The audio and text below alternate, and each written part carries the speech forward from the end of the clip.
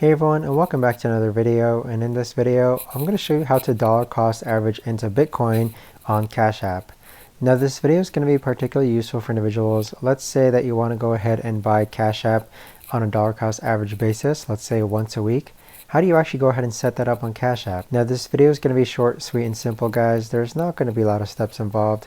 Now in order to do this, you're going to click on Cash App, and then on the bottom left hand corner you want to click on your number, and then you want to click on Bitcoin underneath Save and Invest. Afterwards, you want to go ahead and scroll all the way down, and underneath Grow Bitcoin Over Time, you want to click on Auto Invest, and then click on Continue, and then set it to weekly, daily, or bi-weekly. Now keep in mind that there is a $10 minimum for recurring purchases, but that right there, guys, is the best and easiest way that I know of to actually go ahead and auto invest or dollar cost average into Bitcoin on a week-to-week basis. If you guys know of a better or easier way to actually set this up, let me know in the comments down below. I would love to know.